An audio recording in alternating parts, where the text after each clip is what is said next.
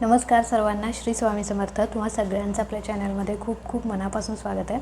आजचा दिवस तुम्हाला खूप छान आनंदाचा जाऊ दे हीच महाराजांच्या चरणी प्रार्थना करते आणि आजच्या व्हिडिओला सुरुवात करूया. तर खूप ताईंच्या कमेंट्स आल्या की ताई, दुर्गा सप्तशतीचे 108 पाठ कसे करायचे. बघा, हा स्वामी चरित्र सारामृताचे 108 पाठ कसे करायचे याचा आपण डिटेल व्हिडिओ बघितलेला आहे. पण त्याच्या इतकीच किंवा त्याहूनही अधिक प्रभावी जी आपल्या कुलदेवीची सेवा असते. बघा, गुरुमाऊली नेहमी सांगत असतात की कुलदेवता किंवा कुलदेवीची जी आपली कुलदेवी असते, जिच्या कुळामध्ये आपण जन्म घेतलेला असतो, तिची सेवा आपल्या घरात किंवा आपल्या हातून घडलीच पाहिजे. रोज तिची आठवण आपण काढलीच पाहिजे. जर कुलदेवी आपल्यावरती प्रसन्न असेल तर अर्थात आपल्या आयुष्यामध्ये कुठल्याही अडचणी येत नाहीत. ती आपल्यावर आलेलं संकट स्वतःवरती ओढून घेते, आपल्या कुटुंबाचं आपल्या घराचं रक्षण करते आणि जी काही आपली घराची प्रगती आहे ती प्रगती होण्यास मदत होते. म्हणून कुलदेवीचा आशीर्वाद आपल्या घरावरती असेल तर 100% आपल्या घराची प्रगतीच होते आणि कुठलंही संकट आपल्यावरती येऊ देत नाही. म्हणून आणि खरं सांगू का, कुलदेवीची उपासना ज्या घरामध्ये होतं ना, त्या घरामध्ये एक सतत पॉझिटिव्ह एनर्जी असते किंवा सकारात्मक ऊर्जा म्हणा, किंवा कधीच त्यांच्या घरात भांडण तंटा कमी होतात किंवा होतच नाहीत. कुलदेवीचा आशीर्वाद त्यांच्या पाठीशी असतो किंवा प्रत्येक कामात त्यांना यश मिळत असतं, कारण कुलदेवी त्यांच्यावरती प्रसन्न असते. बघा, कुलदेवी म्हणजे अर्थात थोडक्यात आपली आई असते आणि आई जर लेकरांवर प्रसन्न असेल किंवा तिचा आशीर्वाद त्यांच्या पाठीशी असेल तर कुठल्याच देवाची उपासना तुम्हाला करावी लागणार नाही, लक्षात घ्या. म्हणून सगळ्यात पहिले आपल्याला आपल्या कुलदेवीची दैवतेची सेवा थोडी का होईना घरात आपल्या रोजही झालीच पाहिजे. तर आता सगळी ही झाली बेसिक माहिती. तर आता कुलदेवता तर तुमच्या म्हणजे कुठलीही 3.5 शक्तिपीठांपैकी तुमची कुठलीही कुलदेवी असो, मग सप्तशृंगी वणीची सप्तशृंगी रेणुका माता किंवा तुळजाभवानी किंवा कोल्हापूरची अंबाबाई, यापैकी कुठलीही तुमची कुलदेवी असो, ती आपण जी सेवा करतो त्या कुलदेवीपर्यंत नक्की पोहोचेल. तर आता ही सेवा कुठली, तर अर्थात दुर्गा सप्तशतीचे पाठ. तर आता ही सेवा जी तुम्ही कराल तर 100% तुमच्या कुलदेवीचा आशीर्वाद तुम्हाला मिळेल. जी काही तुमची समस्या आहे, इच्छा आहे, ती पूर्ण होईल, यात काही शंका नाही. बघा, कुलदेवीच्या अधिकारामध्ये बऱ्याच गोष्टी येत असतात. इव्हन अख्खं कुटुंब तिच्या हातात असतं. म्हणजे जर तुम्हाला नोकरी लागत नसेल, पैसा टिकत नसेल, विवाह जमत नसेल, संतती होत नसेल, तर ह्या सगळ्या गोष्टी ज्या आहेत त्या कुलदेवीच्या पितरांच्या अधिकारामध्ये येत असतात. म्हणून गुरुमाऊली नेहमी सांगतात की गुरूंच्या आधी पितरांची सेवा करा, कुलदेवीची सेवा करा आणि मग गुरूंची सेवा करा. त्याच्यामुळे ह्या सेवा होणं खूप महत्त्वाचं आहे. तर आता दुर्गा सप्तशतीचे 108 पाठ कसे करायचे बघूया. तर बघा, आपण 14 पाठ कसे करायचे हे बघितलेलं आहे, त्याचे नियम अटी काय हे बघितलेलं आहे. पण 108 पाठ करताना तेच नियम अटी पाळायचे का, किंवा याला काही वेगळे नियम आहेत का, तर आपण सगळ्या डिटेल व्हिडिओ बघणार आहे, त्याच्यामुळे शेवटपर्यंत बघा. तर आता दुर्गा सप्तशतीचे पाठ का करायचे. बघा, आपण सगळे संसारिक प्रपंचिक माणसं आहोत आणि गुरुमाऊली नेहमी सांगतात की ज्या घरामध्ये दुर्गा सप्तशतीचे 108 पाठ होतात त्याच्या आयुष्यातली कुठलीही समस्या स्वामी मार्गी लावतातच. त्याची कुलदेवी ही ती समस्या त्यातून सोडवते किंवा ते जे काही काम आहे, त्यांची जी काही इच्छा आहे ती पूर्णच होते, यात काही शंका नाही. विवाह होत नाही आहे, तुम्ही 100% 108 पाठ करा, 100% तुमचं लग्न होईल, यात काही शंका नाही. लवकरात लवकर तुमचं लग्न होईल. पण ती सेवा करत असताना काही नियम अटी आहेत, त्या नियम अटी पाळून तुम्ही सेवा करायची आहे. कुठल्याही इच्छापूर्तीसाठी तुम्ही ही सेवा करू शकता. तर मी प्रत्येक गोष्ट सांगत नाही, नोकरीसाठी करा किंवा विवाहासाठी करा, संततीसाठी करा, की कुठल्याही इच्छेसाठी तुम्ही ही सेवा करू शकता, इच्छापूर्तीसाठी. कळालं. तर आता बघा, सगळ्यात पहिले तुमच्याकडे दुर्गा सप्तशतीचा ग्रंथ हवा. कुठल्याही दिवशीपासून तुम्ही सेवा चालू करू शकता, असं काही नाही. पण जर मंगळवारपासून किंवा शुक्रवार देवीच्या वारापासून चालू केली तर अतिशय उत्तम. कळलं. तर आता हा दुर्गा सप्तशतीचा जो ग्रंथ आहे हा दिंडोरी प्रणीतचा ग्रंथ आहे, तुम्हाला दिसत असेल. तर हा ग्रंथ तुम्हाला तुमच्याकडे पाहिजे. आता ताई, आमच्याकडे ग्रंथ नाही, तर मग ग्रंथच नाही तर तुम्ही सेवा कशी करणार. तर हा दिंडोरी प्रणीत ग्रंथ तुमच्याकडे हवा. ऑनलाईन तुम्हाला मिळेल, ॲमेझॉनवर मिळेल किंवा जवळच तुमच्या आसपास दिंडोरी प्रणीत केंद्र असेल तर तिथून तुम्ही हा ग्रंथ घ्या. तर हा मी दिंडोरीवरून आणलेला, तर त्यावेळी याची किंमत 33 रुपये होती. आता किती आहे माहीत नाही, पण हा ग्रंथ तुमच्याकडे हवा. तर आता सगळ्यात पहिले तुम्हाला संकल्प करायचा आहे. सगळ्यात पहिले स्वामींच्या केंद्रामध्ये जाऊन तुम्हाला आदल्या दिवशी स्वामींच्या केंद्रात जाऊन तुम्हाला नारळ खडीसाखर ठेवायचा आहे, किंवा जी कुलदेवीचं जर तुमच्या गावामध्ये किंवा आसपास मंदिर वगैरे असेल तर तिथे जाऊन किंवा स्वामींच्या केंद्रामध्ये जाऊन तुम्हाला नारळ खडीसाखर ठेवायचा आहे. महाराजांना प्रार्थना करायची, तुमच्या कुलदेवीला प्रार्थना करायची की उद्यापासून या इच्छेसाठी किंवा ह्या इच्छापूर्तीसाठी मी दुर्गा सप्तशतीचे 108 पाठ करतोय किंवा करते आहे. तर ही सेवा कोणीही करू शकता, असं काही नाही की लेडीजच करावं, तर कोणी पण ही सेवा करू शकतं, कळलं. आता तर नारळ खडीसाखर ठेवायचा. नारळ खडीसाखर ठेवल्यानंतर अगरबत्ती वगैरे तिथे अर्पण करायची, नारळ अर्पण करायचा, आणि जे काही तुम्ही नेले फुलं वगैरे ते सगळं अर्पण करायचं. महाराजांना प्रार्थना करायची की उद्यापासून 108 पारायण दुर्गा सप्तशतीचे 108 पाठ करतोय किंवा करते, आणि ही सेवा माझ्याकडून निर्विघ्नपणे पूर्ण होऊ दे आणि तुमचा आशीर्वाद मिळू दे, आणि जे काही माझं काम आहे ते लवकर मार्गी लागू दे अशी महाराजांना, तुमची जी कुलदेवी आहे तिला प्रार्थना करायची, कळलं. तर अशा प्रकारे हा संकल्प नाही, ही महाराजांना प्रार्थना करायची. आणि त्याच्यानंतर दुसऱ्या दिवशीपासून तुम्हाला सेवेला चालू करायचं. दुसऱ्या दिवशी घरातली देवपूजा वगैरे करायची. जर तुमच्या घरामध्ये देवघरामध्ये कुलदेवीचा टाक असेल किंवा फोटो असेल तर तिची पंचोपचार पद्धतीने पूजा करायची. टाक असेल तर टाकावरती अभिषेक वगैरे करायचा. फोटो असेल तर फोटो स्वच्छ पुसून घ्यायचा, छानपैकी फुलं व्हायची, धूप दीप अगरबत्ती ओवाळायची. कारण माता लक्ष्मी असो किंवा कुठलीही देवी सुगंधाने प्रसन्न होते. ज्या घरात सुगंधित प्रसन्न वातावरण आहे तिथे देवींचा वास किंवा देवी देवतांचा वास अखंड राहत असतो. म्हणून घर आपलं प्रसन्न पाहिजे, लक्षात घ्या. तर सुगंधित म्हणजे धूप दीप अगरबत्ती ओवाळायची आणि त्याच्यानंतर पंचोपचार पद्धतीने देवीची किंवा स्वामींची पूजा करायची, सगळी देवपूजा करायची आणि सेवेला चालू करायचं. तर सगळ्यात पहिले तुम्हाला संकल्प करायचा आहे. संकल्प करत असताना बसण्यासाठी पहिल्यांदा आसन घ्यायचं. आसन घेतल्यानंतर संकल्प करायचा. उजव्या हातामध्ये तुम्हाला थोडं पाणी घ्यायचं आहे, फूल घ्यायचं, अक्षता घ्यायच्या, हळद कुंकू घ्यायची. ह्या सगळ्या गोष्टी घेऊन तुम्हाला तुमचं नाव बोलायचं, तुमचं गोत्र बोलायचं. गोत्र माहीत नसेल तर कश्यप म्हणायचं. आणि त्याच्यानंतर तुम्ही कशासाठी ही सेवा करताय तर काय म्हणायचं सांगते बघा. मी मेघा कश्यप गोत्राची, मी स्वामी समर्थ महाराजांची सेवेकरी असून स्वामी समर्थ महाराज केंद्रानुसार किंवा केंद्राच्या मार्गदर्शनानुसार दुर्गा सप्तशतीचे 108 पाठ करते, किंवा कोणत्या कारणासाठी करते, किंवा मला नोकरी लागावी, किंवा माझा विवाह व्हावा, किंवा मला संतती व्हावी, यासाठी जे काही तुमचं कारण आहे ते बोलावं. या कारणासाठी मी ही सेवा करते आणि ही सेवा माझ्याकडून निर्विघ्नपणे पूर्ण होऊ दे असा संकल्प म्हणजे बोलायचं असं. आणि ते पाणी जे आहे ते खाली डिशमध्ये सोडून द्यायचं. आता हा संकल्प करून झाल्यानंतर तुम्हाला ते संकल्पाचं जे पाणी आहे ते झाडाला घालायचं. आणि त्याच्यानंतर सगळ्यात पहिले तुम्हाला स्वामी स्तवन वाचायचं आहे. स्वामी स्तवन जे आहे ते आपल्या नित्यसेवेच्या ग्रंथामध्ये पहिल्या पानावरती आहे. तर कुठलीही सेवा, संकल्पयुक्त सेवा करण्यापूर्वी स्वामी स्तवन हे एकदा वाचावं, कळलं. स्वामी स्तवन एकदा वाचायचं. त्याच्यानंतर तुम्हाला स्वामींची एक माळ घ्यायची आहे, श्री स्वामी समर्थ. त्याच्यानंतर तुम्हाला एक माळ नवार्णव मंत्राची घ्यायची आहे. आता नवार्णव मंत्र कुठला, तर आता तुम्हाला जर तुमच्या कुलदेवीचा मंत्र माहीत असेल तर आता ओम, समजा तर महालक्ष्मी तुमची कुलदेवी आहे तर ओम महालक्ष्मी नमः, किंवा कुठली जी तुमची कुलदेवी आहे तिचा मंत्र जर तुम्हाला माहीत असेल तर त्या मंत्राचा 108 वेळा जप करायचा. नसेल माहीत तर नवार्णव मंत्राचा तुम्हाला जप करायचा आहे. ओम ऐं ह्रीं क्लीं चामुंडाय विच्चे या मंत्राचा एक माळ तुम्हाला जप करायचा. त्याच्यानंतर तुम्हाला डायरेक्ट पाठाला सुरुवात करायची. आता पाठ काय करायचा, तर सगळ्यात पहिले बघा हा ग्रंथ सगळा वाचायचा का, तर नाही. बघा कुठून वाचायचं, कुठून पाठाला सुरुवात करायची.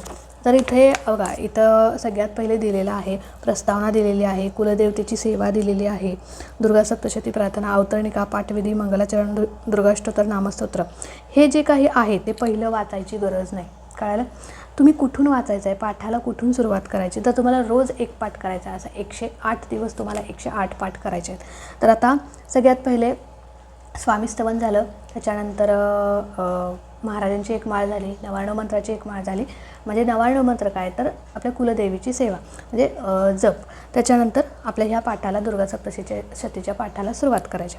तर आता जे काही देव्या कवचम आहे ना बघा,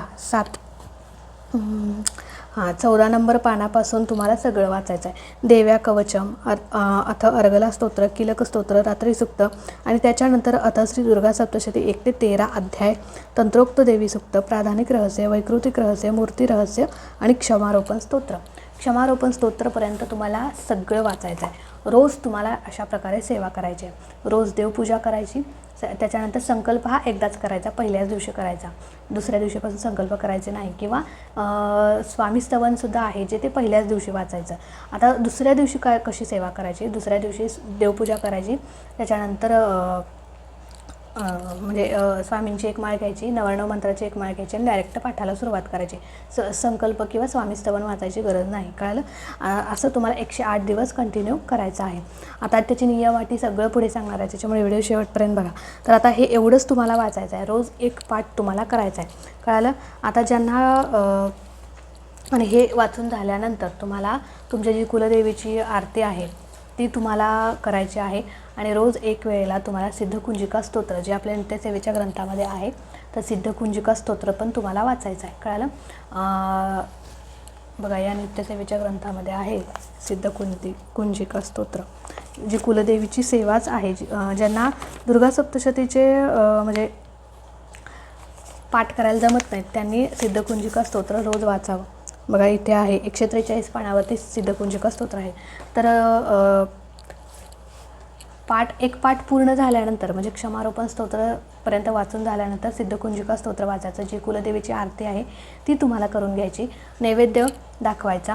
त्याच्यानंतर नैवेद्य जे काही तुमच्या घरात सात्विक बनलेलं आहे ते दाखवायचं किंवा खडीसाखरेचा नैवेद्य दाखवायचा. तर रोज तुम्हाला अशी सेवा करायची आहे. आता सेवेचे नियम अटी काय? सगळ्यात पहिला नियम म्हणजे मांसाहार कडकडीत वर्ज्य. आता 108 दिवस तुम्हाला मांसाहार करता येणार नाही. तुम्ही ताई आमच्या घरात आणतात, खातात तर खाऊ देत, त्यांना काही करायचं ते करू दे, पण तुम्ही सेवा करताय तर 108 दिवस तुम्हाला अजिबात मांसाहार करता येणार नाही. आता ताई आम्हाला करून द्यावं लागतं तर काय करायचं? बघा, ज्या दिवशी आता आपल्याला माहीत असतं की आपल्या घरात कधी आणतात वगैरे, तर ज्या दिवशी तुमच्या घरात आणणार आहेत त्या दिवशी सकाळी लवकर उठायचं, देवपूजा वगैरे करायची, तुमची जी काही सेवा आहे ती सगळी करून घ्यायची आणि मगच स्वयंपाकाला चालू करायचं. किंवा स्वयंपाक केला आहे आणि मग सेवा करताय तर हे चुकीचं आहे. कुठेतरी आपला हात त्या नॉनव्हेजला लागलेला असतो आणि त्याच हाताने भले कितीही आपण हात स्वच्छ धुतले वगैरे पण ते कुठेतरी म्हणजे माझं तरी जावत नाही किंवा मला ते पटत नाही. त्याच्यामुळे तुमची जी काही सेवा आहे ती पूर्ण करून घ्यायची आणि मग तुमचा स्वयंपाक म्हणजे सेवा पूर्ण करून घ्या. म्हणजे ज्या दिवशी आणतात त्या दिवशी सेवा पूर्ण करून घ्या आणि मग ते करा. आणि त्याच्यानंतर दुसऱ्या दिवशीच मग आंघोळ वगैरे करून मग सेवा करा. कळलं? आता तर त्याच्यानंतर दुसरा नियम कुठला? तर परान्न टाळायचं. परान्न टाळायचं का? तर बघा, कुठला नियम का पाळायचा, कशासाठी पाळायचा त्याचंही मी विश्लेषण सांगते. तर मांसाहार का करायचा नाही ते कळालं. त्याच्यानंतर मांसाहार आणला तर कधी सेवा, कशी सेवा करायची ते सांगितलं. आता परान्न का टाळायचं? बघा, परान्न म्हणजे खूप मोठा दोष असतो. परान्नामुळे आपल्याला दोष लागतात. आपले दोष आपण कमी करण्यासाठी ह्या सेवा करत असतो. पण परान्न म्हणजे काय? ते त्यांचे दोष आपल्याला लागत असतात त्या जेवणातून, अन्नातून, म्हणून परान्न टाळायचं. तुम्ही तुमच्या आईच्या हातचं, पत्नीच्या हातचं खाऊ शकता. कळालं? पण आता तुम्ही माहेरी चाललाय तर आईच्या हातचं म्हणजे चालतं का? तर चालतं, पण शक्यतो टाळा. म्हणजे दुसऱ्या गावी जाऊन तिथे खाऊ नका. कळालं? आईच्या हातचं, पत्नीच्या हातचं चालतं, काही हरकत नाही. पण एखाद्या पाहुण्यांच्या घरी गेलाय, तिथलं जेवताय तर शक्यतो ते टाळा. जर एखाद्या वेळेसच वेळ आली की नाही ताई खावंच लागतंय, मग आता काय करू, तर 3 वेळा गायत्री मंत्र बोला आणि मग तुम्ही परान्न खाऊ शकता. तर तुम्हाला लवकर अनुभव हवा असेल तर 100% तुम्ही परान्न टाळा. कळालं? आता त्याच्यानंतर तिसरा नियम म्हणजे काय?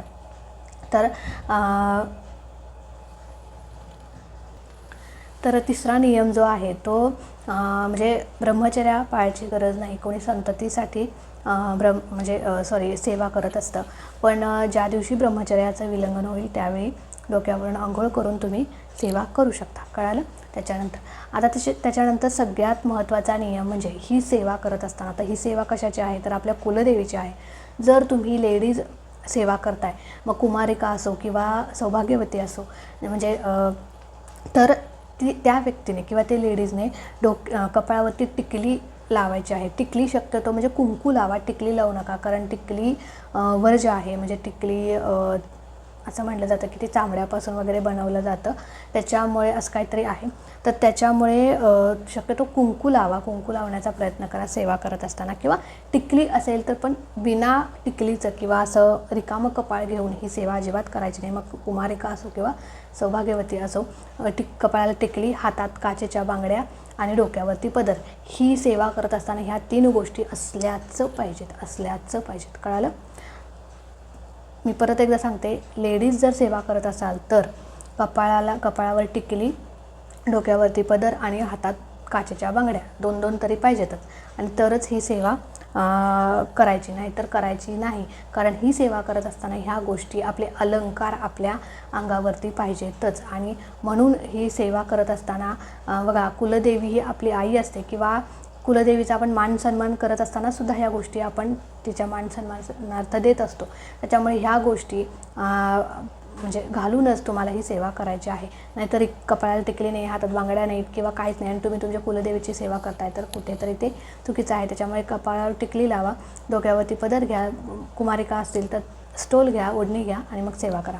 आता त्याच्यानंतर बसण्यासाठी आसन घ्यायचं. कळालं? आसनावरती बसूनच सेवा करायची, आसन न घेता सेवा करायची नाही. कारण जी पण आपण सेवा करतो ती त्याचं पूर्ण फळ आपल्याला मिळण्यासाठी बसण्यासाठी आसन घ्यायचं. आणि डायरेक्ट जमिनीवर तुम्ही कुठलीही सेवा करत असताना बसत असाल तर त्याचं पुण्य आपल्याला मिळत नाही, ते भूमिदान होतं असं म्हटलं जातं. म्हणून सेवा करत असताना आपल्याला आसन घ्यायचं आहे. कळालं?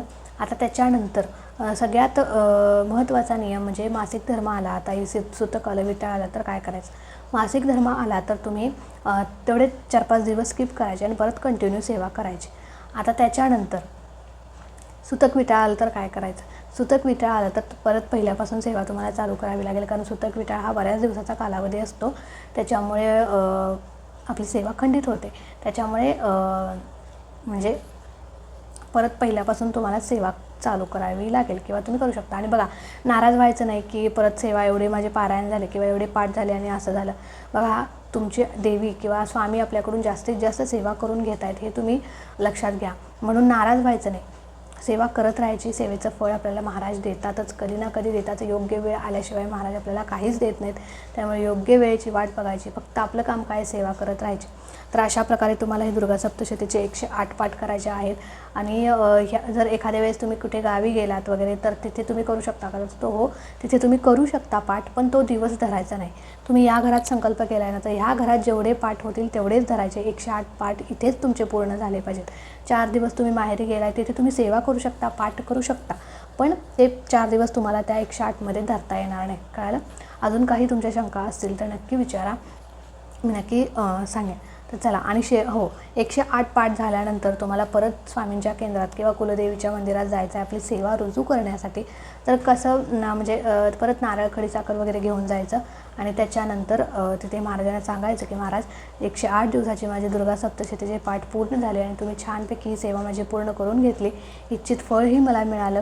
आणि असं म्हणजे अशी प्रार्थना किंवा असे आभार मानून महाराजांचे तिथे नारळ, खडीसाखर जे काही आपण नेलं ते महाराजांना अर्पण करायचं, म्हणजे आपली सेवा रुजू करायला जायचं असतं. तर शेवटच्या दिवशी तुम्हाला जायचं आहे. तर ह्याचं उद्यापन वगैरे काही असतं का, तर उद्यापन वगैरे असं काही नाही. फक्त शेवटच्या दिवशी तुम्ही तुमच्या यथाशक्तीने मग कुलदेवीची फोटोची आरास करू शकता, गोडाचा नैवेद्य बनवू शकता, खीर. मग आता कुलदेवीला किंवा आई भगवतीला काय आवडतं, खीर आवडते, ज्या काही तुमच्या यथाशक्तीने तुम्ही बनवू शकाल ते तुम्ही बनवा आणि त्याचा नैवेद्य गोड करून छानपैकी सेवेची सांगता करा. कळलं? चला, आजचा व्हिडिओ इथेच एंड करते. अजून तुमच्या काही शंका असतील तर नक्की विचारा, नक्की मी सांगेन. आणि हो, दुर्गा सप्तशती पाठ परत कुठून म्हणजे वाचायचं हे तुम्हाला कळालं का. परत एकदा सांगते की पूर्ण ग्रंथ वाचायचं गरज नाही. देव्या कवचमपासून ते क्षमारोपण स्तोत्रपर्यंत ही सेवा जर तुम्ही कराल तर 100% तुमच्या घरात नवचंडी केल्याचं पुण्य मिळेल. ही सेवा तुम्ही हवनयुक्त पण करू शकता. आणि सोबतच तुम्हाला ही सेवा करत असताना रोजची नित्यसेवा पण करायची आहे. रोज स्वामीचरित्राचे 3 अध्याय, तारक मंत्र, क्रमाळी, ही सेवा चुकवायची नाही. मी एखादी दुसरी संकल्पयुक्त सेवा करतोय आणि मग ही सेवा कशाला करायची तर नाही. नित्यसेवा ही आपल्या कुठल्याही सेवेचा बेसिक पाया, लक्षात घ्या. तुम्हाला इच्छा लवकर पूर्ण व्हावी असे वाटत असेल तर नित्यसेवा रोजच्या रोज करायची आणि मग तुमची जी काही संकल्पयुक्त बाकीची सेवा आहे ती करायची. कळालं? तर चला आजचा व्हिडिओ इथेच एंड करते. आवडला असेल तर नक्कीच लाईक करा, शेअर करा. चॅनलवरती नवीन असाल तर चॅनलला सबस्क्राईब नक्की करा. भेटूया अशाच एका नवीन व्हिडिओसोबत, नवीन सेवेसोबत. तोपर्यंत खुश राहा, आनंदी राहा आणि सगळ्यात महत्त्वाचं स्वामींची सेवा करत राहा. श्री स्वामी समर्थ.